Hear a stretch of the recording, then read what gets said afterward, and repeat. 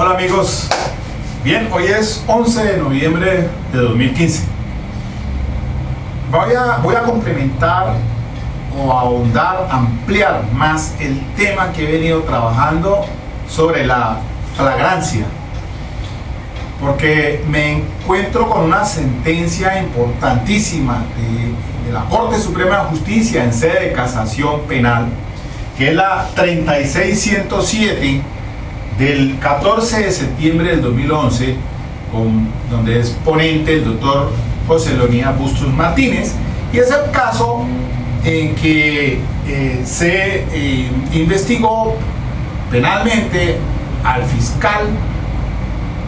que ordenó la libertad a Samuel Villa, un usoricida o quien había dado la muerte a su esposa. Esto sucede en Barranquilla, y el fiscal es investigado entonces por el delito de prevaricato por acción, absuelto por el tribunal del Distrito Judicial de Barranquilla, y la fiscalía del ente acusador apeló, y esto se fue a la Corte Suprema de Justicia, quien confirma la absolución a favor del doctor Hilberto Corredor. Bien, un interesante caso, y entonces vamos a mirar varios aspectos allí para complementar este tema, que es de vital importancia en las audiencias pristinas, o las que se realizan a inicio, cuando se está pues entonces comenzando cualquier investigación de tipo penal, donde suceda una situación de captura, bien sea por orden judicial emanada de autoridad judicial competente, o en este caso, que voy a hacer el énfasis más, es sobre la excepción a esa reserva judicial del escrito de autoridad judicial competente, que es la flagrancia.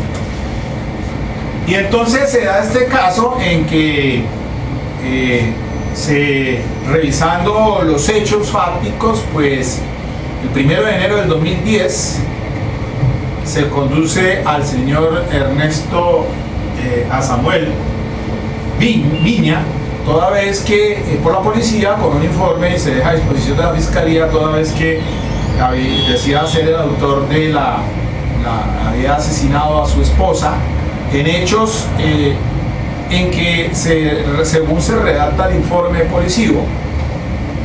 se llega a la policía a la residencia, el señor es el que los hace pasar, diciendo que había dado muerte a su mujer, que está en el segundo piso. Efectivamente, los policiales encuentran el cadáver, un arma de fuego calibre 38 con 4 cartuchos y 2 vainillas, y el señor dice que él era el autor y que se lo llevaran capturado. Entonces efectivamente se hace el procedimiento policial, se pone a disposición del fiscal, y el fiscal entonces revisa la actuación de acuerdo con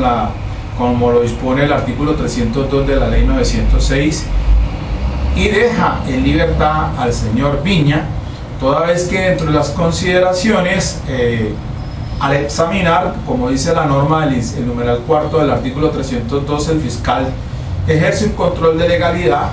a fin de determinar si existen motivos para detener preventivamente y las condiciones en que se realizó la captura, si esta es arbitraria o es ilegal, ordenando la libertad.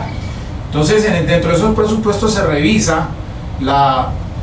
situación de la flagrancia del artículo 301 en los 5 numerales que existen allí en la disposición, que fuera reformada pues por la 1453 del 2011, y no lo haya o no lo ubica dentro de ninguno de esos ítems con numerales, y entonces dispone la libertad. Él hace el análisis es con base en lo que el informe policial le presenta, y ahora vamos a ver entonces la decisión de las consideraciones. Esto se llevó por prevaricato por acción, fue absuelto por el tribunal del Distrito Judicial de Barranquilla, se apeló a la fiscalía y va a la Corte Suprema de Justicia, y entonces se da la casación de radicado 36107 del año 2011. Bien, vamos entonces a mirar primero que todo unos aspectos puntuales antes de adentrarnos a los hechos fácticos de qué fue lo que decidió la Corte. Pues de hecho, pues puedo ir diciendo que obviamente se confirmó la decisión del tribunal, es decir, se consideró que si bien era cierto, se había contravenido pues la norma en cuanto a esa ordenado ilegalmente esa libertad, pero no hubo el dolo del prevaricato como tal frente a esa evaluación que hizo el servidor público, el fiscal, para ordenar la libertad de acuerdo pues como lo señala el artículo 302 de la ley 906 del 2004. Pero esto me hace a mí otra vez necesidad de volver a retomar el punto en las dos conferencias anteriores, toda vez que yo me hice referencia a la sentencia C024 del 94, pero para establecer dos criterios normativos en cuanto a la que se conocen pues como la actualidad y la identificación de la persona.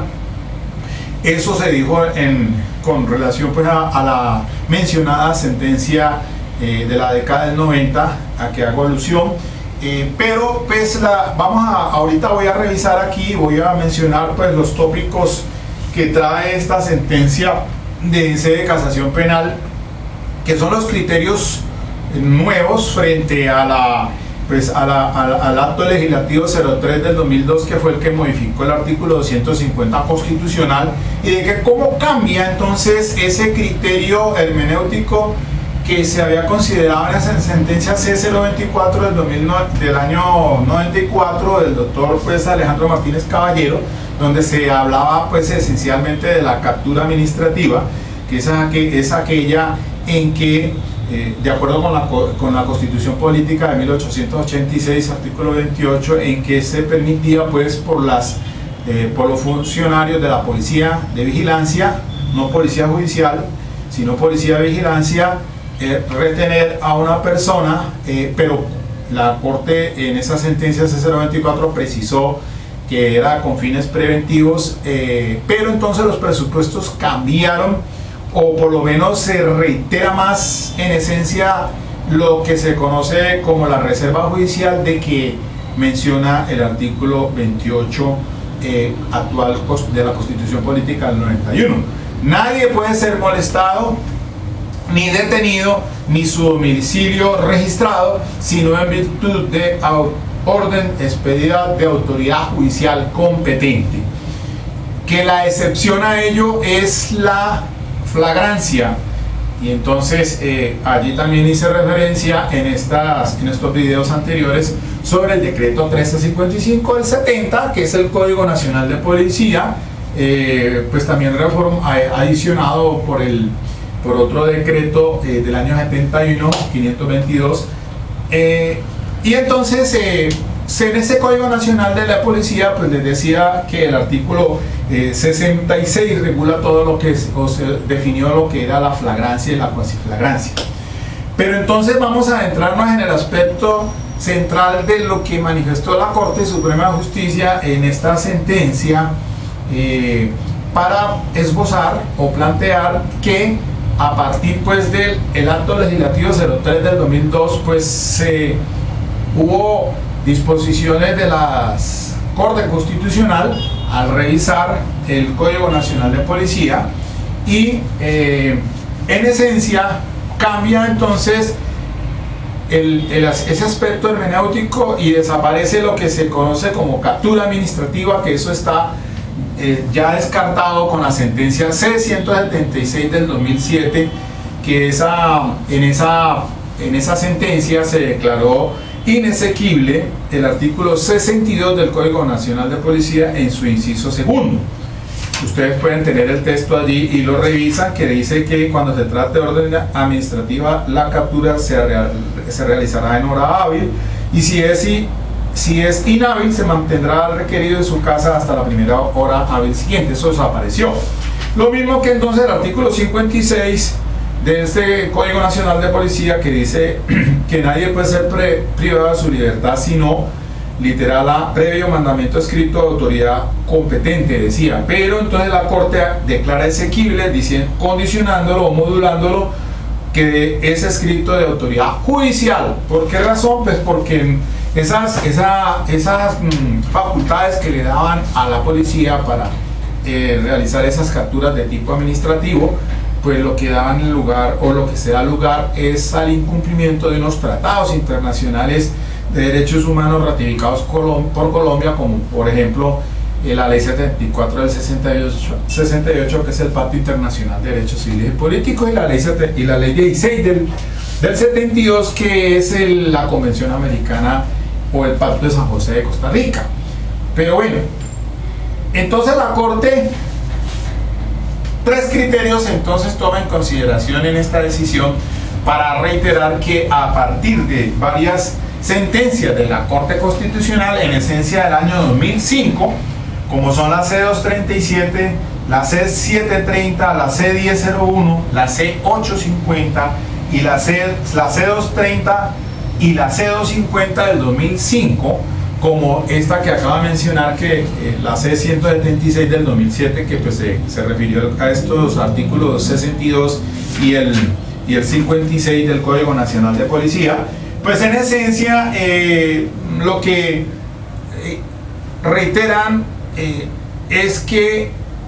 existe en la reserva judicial del artículo 28 constitucional actual, la Constitución Política del 91, pues es imperativo, y entonces al modificarse por ese acto legislativo 03 del 2012, el artículo 250 constitucional, pues entonces recordemos que ese artículo 250 dice que excepcionalmente la ley facultará al fiscal para que expida órdenes de captura. Entonces la situación de flagrancia del artículo 32, que dice pues que el delincuente sorprendido en flagrancia podrá ser aprehendido. Yo digo que la norma constitucional debió haber quedado redactada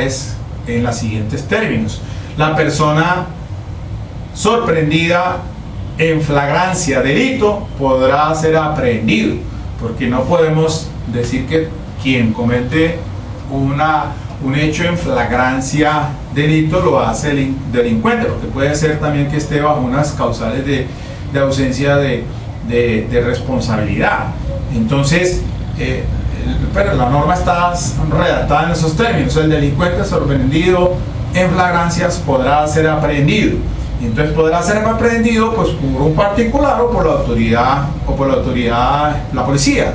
Y dice a renglón seguido que que si es la policía la que lo persiguiere, podrá penetrar al domicilio para efectos de la aprehensión. Y si es en domicilio ajeno, pues debe proceder entonces el requerimiento al morador, que si se opone a ella, pues igual la policía puede entrar a ingresar al domicilio para realizar la aprehensión y podrá poner en conocimiento cualquier tipo de obstrucción del morador. Así también entonces está el Código Nacional de Policía, el decreto 1355 del 70, en esos términos también consagra pues las situaciones de la flagrancia, cuasiflagrancia. Y entonces volvemos aquí al primer punto que dice la Corte Suprema de Justicia de la procedencia de la captura. Y entonces hablan en un segundo punto del procedimiento de captura, y tercero del control de legalidad de la captura. Entonces, dentro de la procedencia de la captura, entonces hace énfasis de que es la reserva judicial del artículo 28 supra. Debe preceder una orden de autoridad judicial competente. La excepción entonces será en caso de flagrancia, o también entonces cuando la ley faculte al fiscal de una manera excepcional. Y eso se mantiene en estados normales y también bajo los estados de conmoción interior. No se puede sin la reserva judicial, aún estando en estado de conmoción interior. Y hay unas particularidades que refieren estas sentencias que aparecen aquí en el tablero sobre incluso cómo se debe realizar esa captura cuando se está bajo el estado de conmoción interior. Y entonces, pero en esencia, en estado normal, de normalidad, pues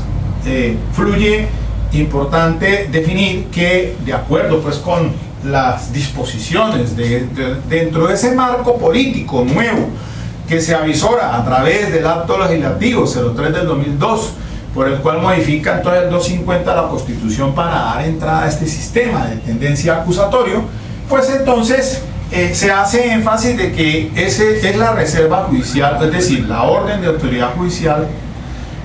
competente o con ciertas formalidades, y ello obedece al nuevo sistema de acusatorio, porque ahora pues tenemos en cuenta de que el fiscal tiene unas funciones, y lo mismo con la entrada o la creación de los jueces de control de garantías, porque son ellos los únicos que pueden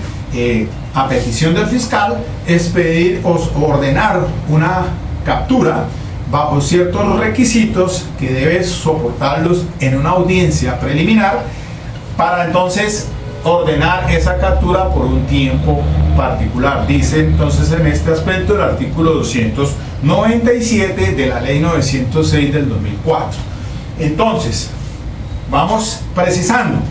Normalmente en lo que impera para restringir esa libertad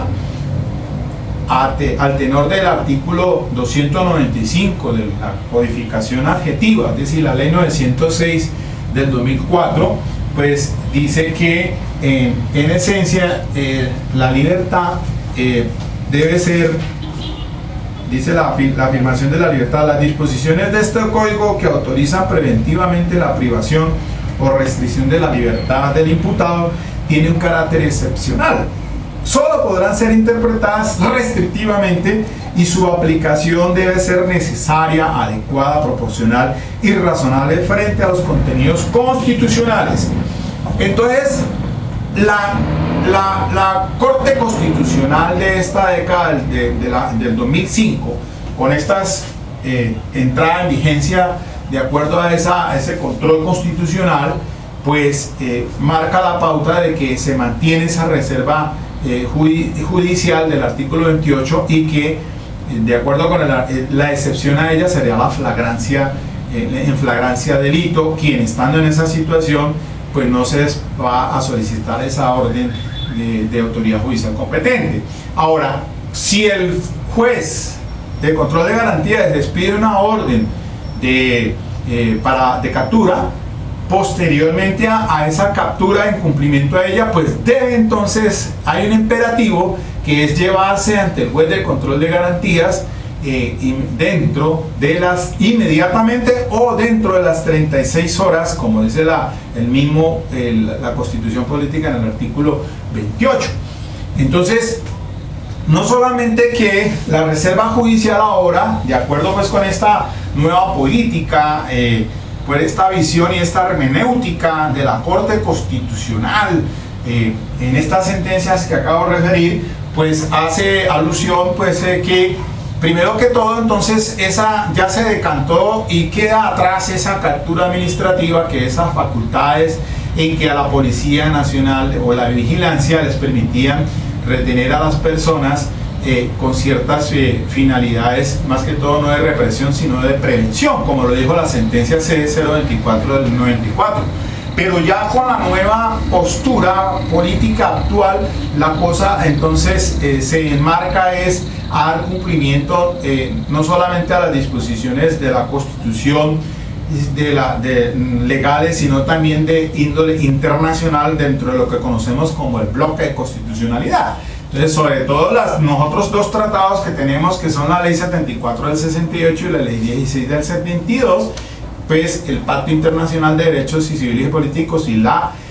Convención Americana o el Pacto San José de Costa Rica, porque recuerden que la primera, la ley 74 del 68, pues advierte en el artículo 9, el numeral primero, que nadie puede ser privado de la libertad a excepción pues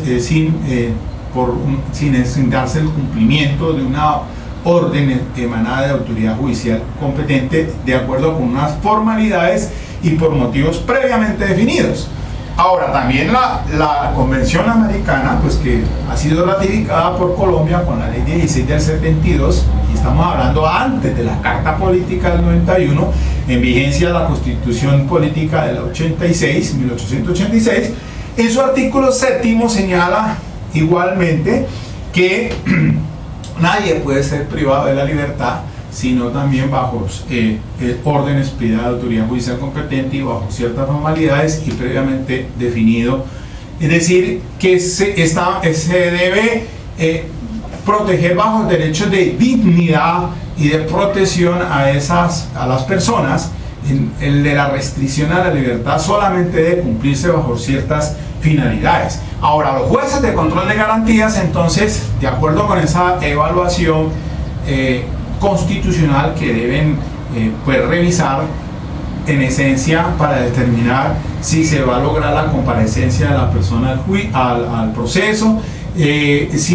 para evitar que vaya a obstruir la justicia, para proteger a las víctimas y a la misma sociedad, que en esencia eso señala pues el artículo 310 de la ley ejecutiva, o sea la ley 906, que fuera reformado ahora pues por el artículo, por la ley 1760 del 2015, que acaba de modificar el artículo 310, que se refiere entonces cuando se trata de protegiendo a las víctimas y a la misma sociedad, y hay allí 8 ítems que hay que tener en cuenta, y es un imperativo del juez revisar punto por punto cuando va a resolver entonces todo lo atinente a la detención preventiva de una persona,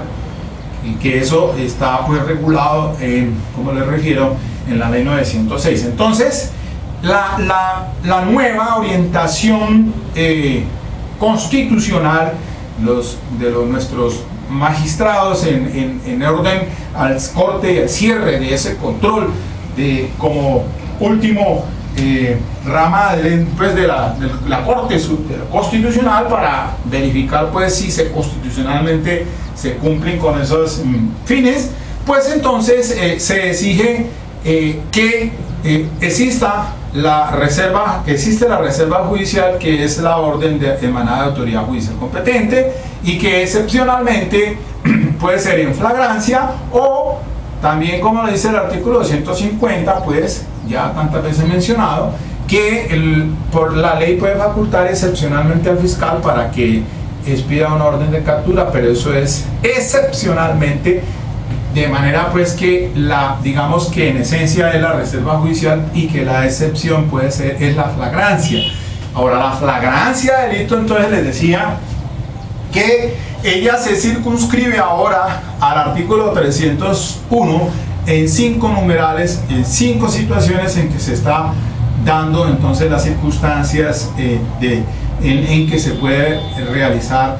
un evento fático en flagrancia delito.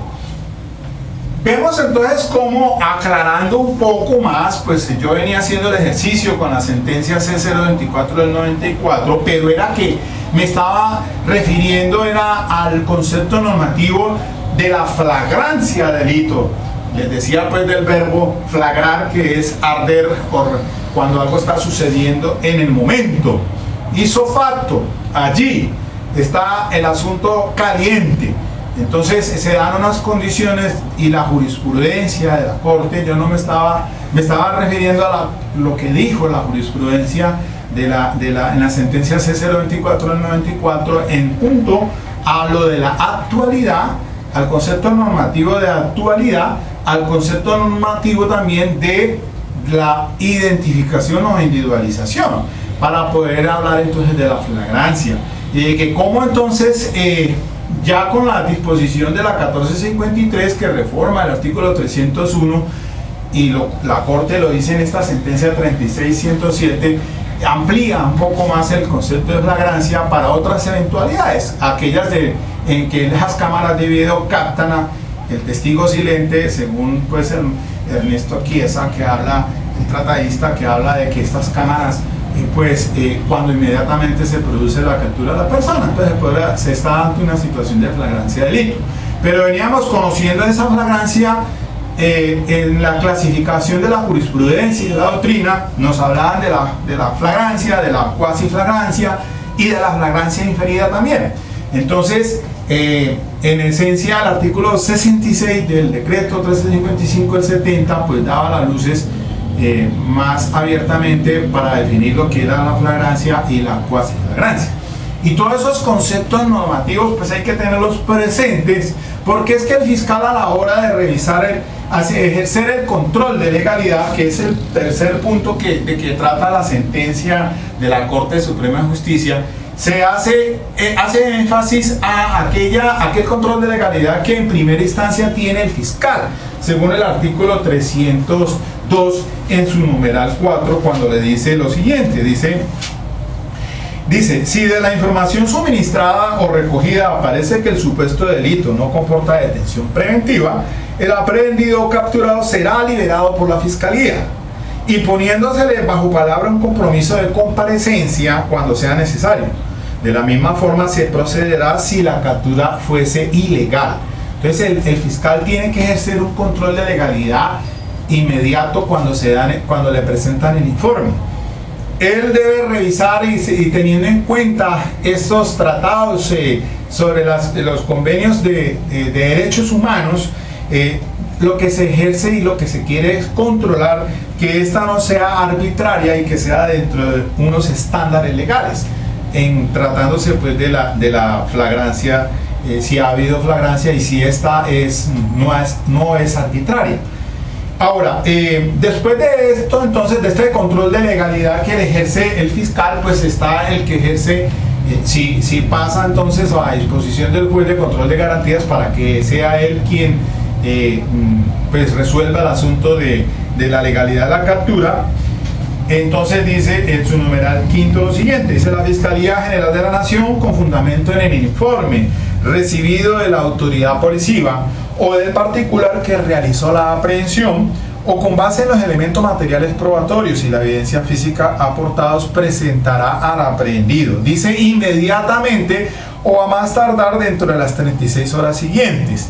ante el juez de control de garantías, para que éste se pronuncie en audiencia preliminar sobre la legalidad de la aprehensión y las solicitudes de la Fiscalía, de la Defensa y del Ministerio Público. Entonces ese es el control de legalidad que se refiere la Corte Suprema de Justicia en esta sede de casación penal, cuando hace énfasis entonces que bajo esta nueva orientación política, jurídica, ontológica, teleológica, como le queramos llamar nosotros, de acuerdo a todos sus planteamientos de la Corte Constitucional,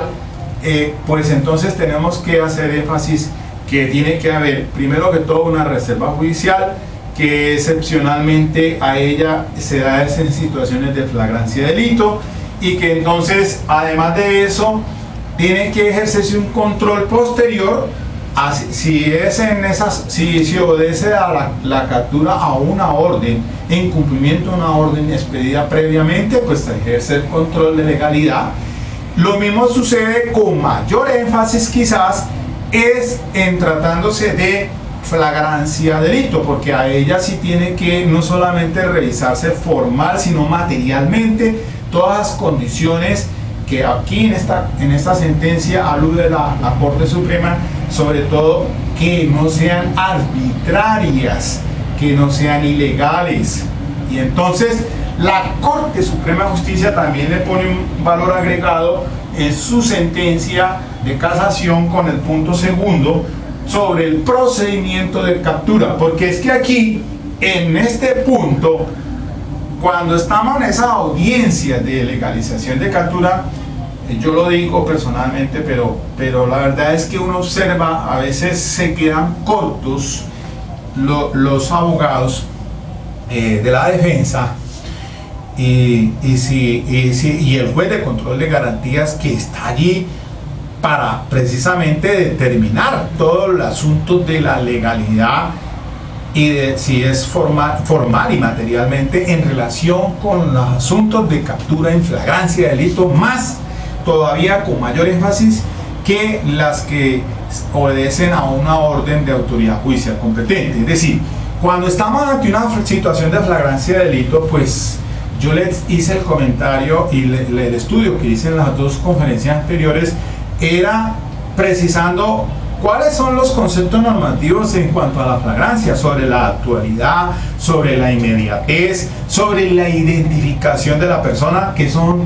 conceptos que los traje de la sentencia C024 del 94. No estaba haciendo referencia allí sobre la captura administrativa, que eso ya pasó a otro plano, que queda decantado, que eso no existe ya, con la sentencia C176 del 2007, que es la que declara la exigibilidad, pues regulando el artículo del Código Nacional de Policía, 2 artículos allí o 3 artículos. Pero entonces, de cómo entonces esta sentencia C176 dice de plano que las capturas administrativas no son procedentes, y entonces ahora lo que eso ya quedó en el pasado, quedó rezagado. Esa hermenéutica de la sentencia C024 no aplica, porque el acto legislativo 03 del 2002 pues reguló todo el tema del juez de control de garantías como tal para expedir esas órdenes bajo el asunto de la reserva judicial. Y entonces aplican no solamente ya ahora la reserva judicial, sino su control posterior dentro de las 36 horas a ella. Entonces esos son 2 conceptos básicos, y confluye entonces no solamente la reserva judicial, sino que también el control posterior dentro de esos principios que orientan el artículo 295 sobre necesidad, adecuación y proporcionalidad de la detención preventiva. Porque es que se deben de revisar los fines constitucionales, porque en esencia la privación de la libertad debe ser la excepción, no lo general. Y entonces ahí se entran a revisar esos aspectos puntuales de que trata entonces los artículos 308, 309, 310 de la ley 906, muy aparte que son para la medida de aseguramiento, pero para la situación acá de la legalización de la captura tenemos que ubicarnos en los aspectos muy puntuales, como son lo del informe de policía. Mirar el aspecto entonces también sobre la legalidad de la forma, la procedencia y la forma en que se realizó esa captura de esa persona, en qué condiciones se realizó. Todas las capturas en flagrancia de delito no son iguales, todas tienen sui generis, son casos independientes, y como en este asunto de Samuel Enrique Villa, del usuricida, o sea, el que mató a su esposa, y que el 1 de enero del 2010 se lo conducen pues a la fiscal, y la fiscalía ordena esa libertad porque considera el fiscal, revisando el artículo 301, no se encuentra dentro del numeral primero, no se encontró dentro del numeral segundo, y para él tampoco está en el numeral tercero. Es decir, se justificó en un documento muy bien redactado, y por eso es que el dolo no le cabe allí, y se excluye ese dolo en atención. Dice para ir adelantando, la Corte Suprema de Justicia pues considera que para que exista el prevaricato pues debe tenerse el conocimiento de la antijuridicidad o de la adecuación típica, y además de ello pues hacer llevarlo a cabo siendo contrario a derecho. Entonces, la evaluación que hizo el fiscal en este caso, el doctor Hilberto Corredor, pues se hizo dentro de su concepción y formación y su vocación como profesional del derecho, como fiscal en lo penal.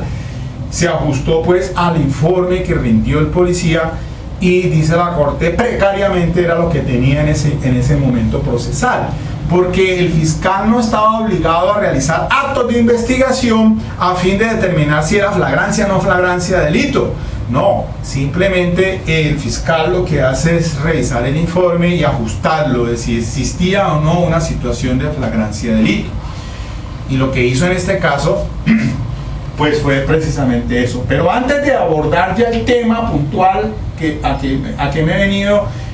pues de lo que consideró la Corte Suprema de Justicia para confirmar la absolución al señor fiscal, pues me queda, estaba haciendo alusión al punto 2 del procedimiento de captura, porque es que allí nos quedamos cortos. Les decía que en la defensa se deben de revisar varios aspectos. Si está dentro de las 36 horas, miren, hay que hacerle un seguimiento, porque la norma, el artículo 302 dice: será puesto a disposición inmediatamente o dentro de las 36 horas. Si bien es cierto, allí no se ponen a detallar aspectos que son muy importantes, como hacerle el seguimiento desde la hora en que fue capturada esa persona, fue aprehendido, hasta la hora en que está entrando a esa audiencia con el juez de control de garantías. ¿Cuál es el terreno del procedimiento policial? ¿Cuánto tiempo se demoró en presentarlo al fiscal? Y al fiscal, ¿cuánto tiempo se demoró en presentar la solicitud ante el juzgado de control de garantías pidiendo la audiencia de legalización? ¿Cuánto tiempo se demoró en montarse la audiencia para la legalización de la captura? Y muchas veces rayan, casi en la hora 35 se está haciendo las audiencias de legalización de captura. Pero allí hay que entonces revisar, mis queridos amigos, puntualmente desde la hora en que se capturó por la policía, cómo se llevó a las instalaciones de la policía, por qué se demoró tanto tiempo en la instalación de policía, qué sucedió allí, según la hora en que se condujo, a la hora en que se llevó al fiscal, quién lo recibió ante el fiscal, por qué razón no fue el fiscal A sino el fiscal B, cuánto tiempo tuvo el fiscal entonces para revisar ese informe y hacer la solicitud, etcétera, etcétera, etcétera. Que eso también eso hace, hay que hacer énfasis de que puede haber una prolongación tardía en cuanto a lo que se ha denominado allí la inmediatez. Si bien es cierto, no encontramos por ningún lado cuando hablamos de que inmediatamente o dentro de las 36 horas, pero lo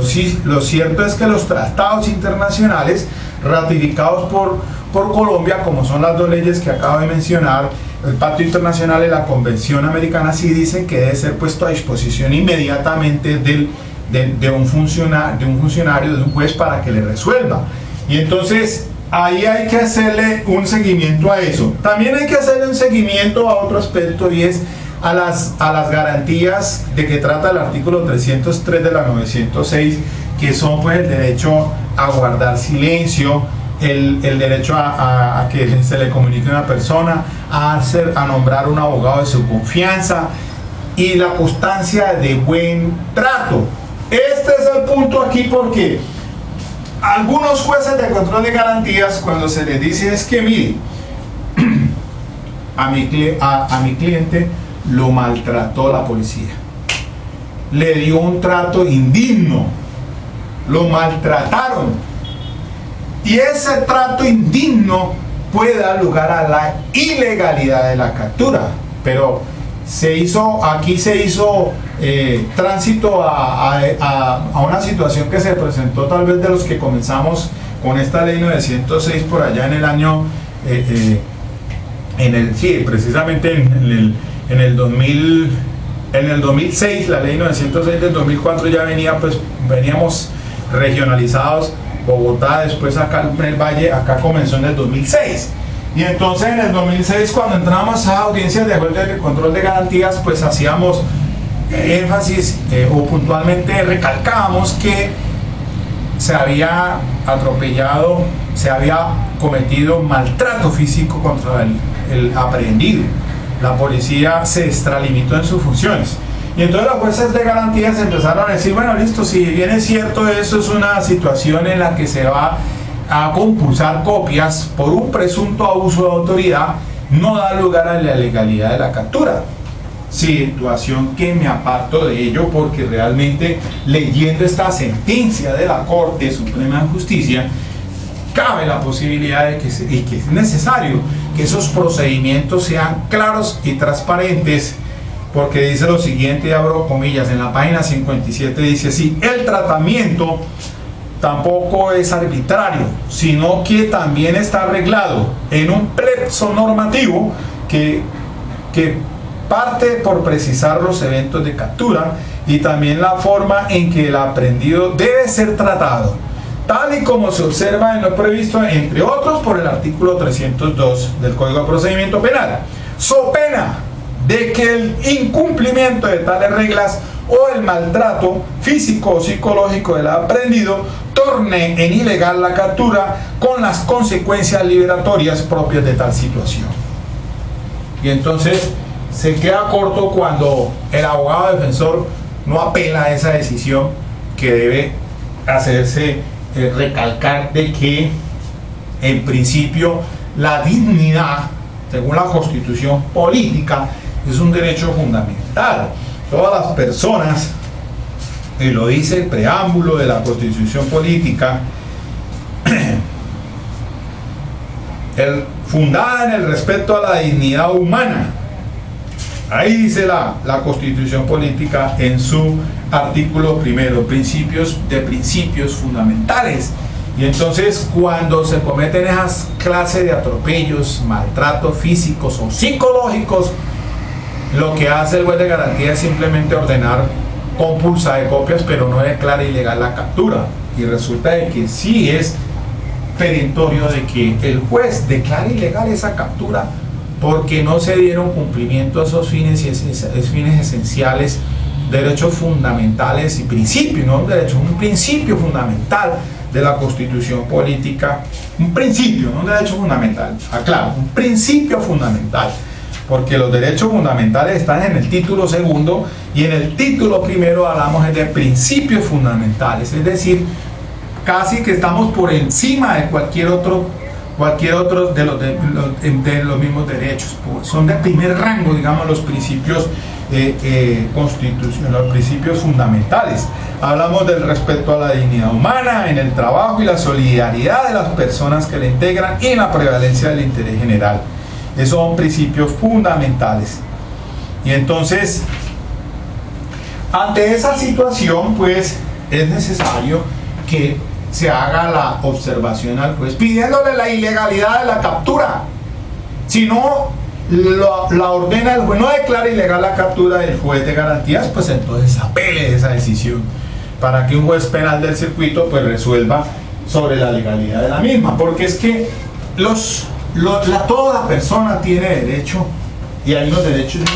unos principios, y encuentra por ejemplo la ley 74 de 68, que es el Pacto Internacional, artículo 17, nadie será objeto de injerencias arbitrarias o ilegales en su vida privada, su familia, su domicilio, su correspondencia, ni de ataques ilegales a su honra y reputación. Y antes de que se me olvide, mire, es que estaba diciéndoles que cuando estaba revisando lo del proyecto ese de Código Nacional de Policía que se avecina, mire que sí, tenía razón, que eso es inconstitucional desde todo punto de vista, cuando en el artículo 81, en el artículo 81 que va a venir redactado en esas formas, dice aprehensión con fines de estricta identificación. Artículo 81, identificación de personas, el personal uniformado de la policía con el solo fin de facilitar la identificación de personas de quienes se requiera verificar hechos basados en motivos fundados sobre la comisión de una conducta punible, o que no proporten documento, o que esto no ofrezcan fiabilidad respecto de su identidad, podrán conducirlas a las instalaciones policiales donde se puede identificar o individualizar a través de los medios técnicos y procedimientos establecidos, siempre y cuando no se encuentre con la tecnología para realizar la identificación en el lugar donde se encuentre la persona. Entonces, eso es inconstitucional. Sería inconstitucional porque es revivir la captura administrativa. Y la Corte Suprema de Justicia aquí trae a colación igualmente unos tratados y convenios ya sobre desaparición forzada, como pues son la ley 1531 del 2012, que por medio del cual se crea la acción de declaración de ausencia por desaparición forzada y otras formas de desaparición involuntaria y sus efectos civiles, y la Convención Interamericana de Desaparición Forzada de Personas, el Tratado de Belém do Pará de Brasil, del 9 de junio del 94, que fuera ratificado por Colombia mediante la ley 707 del 2001. Luego, entonces, si acá no salimos de esos paradigmas de en donde están involucrados altos funcionarios, servidores públicos de las Fuerzas Armadas, en los mal llamados, esos falsos positivos, eufemísticamente sí los han denominado falsos positivos. Pues aquí no podemos darle otra vez patente de corso para que se lleven a una persona que supuestamente una estación de policía para verificarles que la identificación. Volvemos otra vez entonces a revivir lo de la captura administrativa y desconocer toda esta jurisprudencia constitucional, por lo menos la C-176 del 2007, que declaró proscrita pues todo ese asunto de la captura administrativa, porque pues aquí solamente debe ser, vuelvo y repito, por la reserva judicial de autoridad judicial competente. Luego entonces miren aquí como estos tres puntos desarrollados en esta jurisprudencia interesantísima sobre el caso Samuel Enrique Viña, pues entonces nos da para puntualmente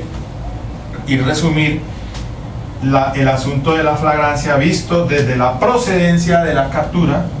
el procedimiento de captura y el control de legalidad de la captura. Bien, así entonces ya expuestos puedo ir cerrando este ciclo de las tres conferencias con esta que he hecho sobre el asunto de la flagrancia para aclarar aspectos pues puntuales,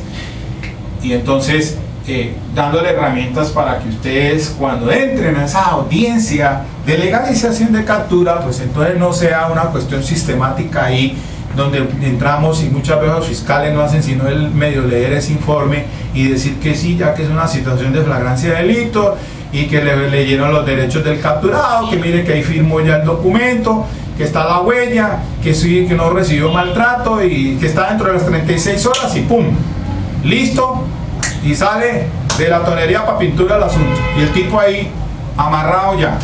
Entonces hay que tener mucho cuidado con eso, porque por eso la jurisprudencia de la Corte, sobre todo la C024 del 94, pues no pierde vigencia, ni tampoco obviamente las de la Corte Suprema de Justicia del año 87, que hacían énfasis al tema pues de la flagrancia. Me refiero al tema de la flagrancia dentro de ese concepto normativo que debemos de manejar, de actualidad, de identificación y de inmediatez, que yo les pido por favor pues que revisen esa sentencia C024 del 94 en punto pues a ese tema de los conceptos normativos que tienen que tenerse en cuenta a la hora entonces de revisar si está dentro de alguna de las causales del artículo 300, el 301. Y aquí viene lo bueno, porque es que el asunto entonces es bien complejo, para nadie es fácil, y mire, en lo que le pasó al fiscal, resultó investigado por prevaricato por acción, por un asunto que si fue contrario a la ley, sí, objetivamente, y como dice la misma Corte de Suprema Justicia, pues él desconoció lo de que de pronto estaba implícito esa flagrancia en el numeral tercero. Y entonces ahora sí entremos ya a la parte el conceptual de la Corte Suprema de Justicia, en la que confirma el fallo de absolución a favor del doctor Edilberto Corredor. Y entonces miremos acá que es que el artículo 301 que establece pues las causales de flagrancia, dice en el numeral primero: la persona es sorprendida y aprehendida durante la comisión del delito. Entonces, para el caso que les decía yo de Viña, en el que al parecer es una llamada, repito otra vez prácticamente, al parecer es una llamada que se hace y llega la policía entonces allá al inmueble habitado por el señor Samuel Viña, y el señor Samuel Viña desde el primer piso dice: entren, sigan, que efectivamente yo acabo de matar a mi mujer, allá hasta arriba. Y entonces los gendarmes van y efectivamente encuentran el cuerpo sin vida de la señora. El arma está en el habitáculo, o dentro, por fuera, no se precisa bien en el informe. Un revólver con cuatro cartuchos y 2 vainillas, y él ya tenía un disparo en la cabeza. Es decir, entonces con eso y la confesión, mire que aquí hay un aspecto importante cuando se habla de ese asunto de la confesión, y hago un reenvío a esa sentencia de la Corte Suprema de Justicia, la 33837 de que les hablé del 18 de marzo del 2015, de este año también, del doctor ponente es el doctor Eugenio Fernández Calier, pero quien era el ponente era el doctor José Leonidas Bustos Martínez, que terminó salvando voto aquí. Una interesante decisión, una providencia supremamente importante conceptualmente, y es el caso de Saudier Orlando López Cruz, el padre de una niña de 5 años que dice haber asesinado,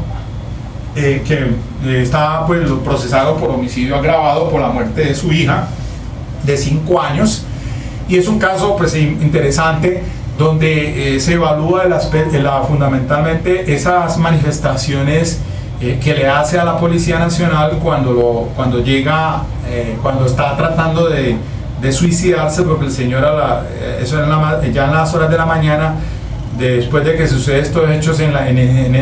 un apartamento. Él trata de suicidarse, y cuando llega la policía a evitarlo, él le dice que se iba a suicidar porque había matado a su hija de 5 años. Y allí entonces se da todo el desarrollo de esa jurisprudencia muy importante también de la Corte de la Corte Suprema de Justicia, con salvamento del voto, que me llama potencialmente la atención del doctor también José Leonidas Bustos Martínez, quien es el ponente de esta decisión de la 36107, casualmente. Y entonces venía diciéndoles entonces que cuando ya en el caso de Viña, pues él dice que había matado a la mujer, usoricidio, se conoce así el delito, por quien le da muerte a la mujer. Lo conducen a la estación de policía y el fiscal entonces evalúa la situación. En el numeral primero no estaba porque no lo habían sorprendido. Dice no lo habían sorprendido y aprehendido durante la comisión del delito. Es decir, no se sabe en qué tiempo había sucedido el homicidio. No lo habían sorprendido porque ni la policía ni el vecino, un vigilante que tal vez parece ser el que había llamado, cuando llega la policía, pues no existe nadie que hubiese visto ni la hora exacta en que había matado a la mujer. Entonces en el numeral primero la flagrancia no se daba. El numeral segundo, que dice que la persona es sorprendida o individualizada durante la comisión del delito y aprehendida inmediatamente después por persecución, o cuando es señalado por la víctima u otra persona como autor o cómplice. Bueno, tampoco se da esta situación porque a él no lo cogieron por ninguna persecución, en este caso menos de la policía. El numeral tercero dice la persona sorprendida y capturada con objetos, instrumentos o huellas de los cuales aparezca fundadamente que acaba de cometer un delito o de haber participado en él. Parece ser que en este será que se ubicaba el señor Viña, porque pues a pesar de que él no tenía arma de fuego en la mano, lo único que era la manifestación que les hizo a los policías: yo maté a mi mujer, llamen una patrulla para que me lleven. Pero a él no lo cogen con el arma está en la habitación. Huellas o también rastro de sangre tampoco, es decir, el informe era muy escueto o precario, digámoslo así, para que me entiendan, del policía. Y entonces con esa información pristina o escasa, el fiscal es el que evalúa la situación del artículo 302 y entonces toma la determinación de decir que no estaba ante esta situación. Sin embargo, pues el tribunal pues avisora de que sí, que pues obró contrariamente a la ley, pero objetivamente, digámoslo así, porque estaría dentro de esa flagrancia dentro del numeral tercero, dadas esas circunstancias allí en que aunque eso fue confuso, y la verdad es que le dio problema no solamente al fiscal sino también al tribunal y hasta la misma Corte Suprema de Justicia, porque si leen la providencia dice y admite que había una confusión conceptual en que si se estaba ante una situación de flagrancia por el numeral tercero, pero porque como no había ni por voces siquiera de auxilio, que era lo que el fiscal estaba pidiendo, es que la condena, es que porque había sido por voces de auxilio que se habían capturado al señor Viña, y a la fiscal que pide la condena contra su homólogo, pues se fundamenta en unas providencias que la Corte de Suprema Justicia dice que no fueron mal traídas allí al caso porque eso no tenía nada que ver. El hecho es que la Corte de Suprema Justicia entonces pues plantea, bueno, listo, el delito de prevaricato por acción, el que imita una emisión contrariamente a derecho, bueno, listo, sí, él emitió una decisión contrariamente a derecho porque al parecer estaría en una situación del numeral tercero, aunque confusa, pero podría haber dado lugar a ella porque estaba la cuestión confesa de que le dijo a los policías. Bueno, y mire que frente a eso de lo confeso ante los policías, quienes no le han advertido el derecho a guardar silencio y a no autoincriminarse, situación por la cual les hago el reenvío a esa sentencia 33837 que les acabo de